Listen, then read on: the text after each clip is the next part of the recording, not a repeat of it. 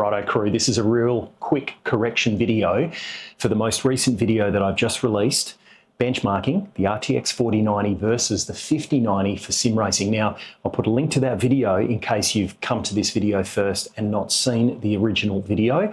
I'll put a link up the top here now. But for those of you that have already seen the video from that link at the top, this is the one to watch. So the corrections, two things. First of all, Project Cars 2. I tested the Quest 3 specifically at a higher super sampled resolution. And you can see what that is in reference with the virtual desktop overlay down the bottom of the screen. Now, if it's at 100%, the resolution of the Quest 3 is its native resolution plus what's required to get around barrel distortion. And I've put what those resolutions are for the different types of headsets and tests that I've done. And it's roughly around sort of 3000.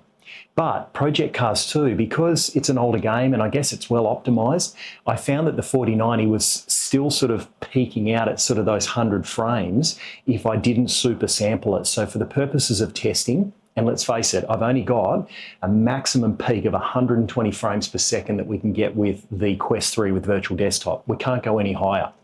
So what I did is I actually lent on the super sampling for the 4090 test in the Quest 3 only in PC2. Didn't need to do it for the Pimax Crystal. It's a high enough resolution anyway. So those results stick, they are correct.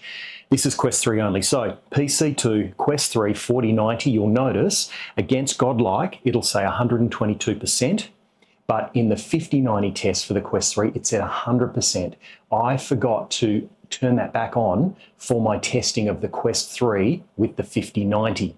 So what that meant was the 4090 was under more load than what the 5090 was. So I've respun the test. You're about to see the video and I'll put up the chart, but let me give you the drums straight away. We are only talking a 9 FPS difference.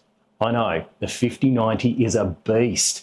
Plus, the last thing that a viewer has pointed out is I actually cropped, by accident, I actually cropped the Pimax results for the iRacing test. Man, they're some of the best results to look at. I'm spewing. So I'll also put that up at the end here as well. Thank you to my audience, everyone who has liked and subscribed, all the awesome comments. Mistakes are going to happen, but if ever they are raised with me, I will always correct them. I will always do my best to give you the most honest review that I possibly can with what I've got. Thanks to everyone, and I'll see you in the next video. Let's roll.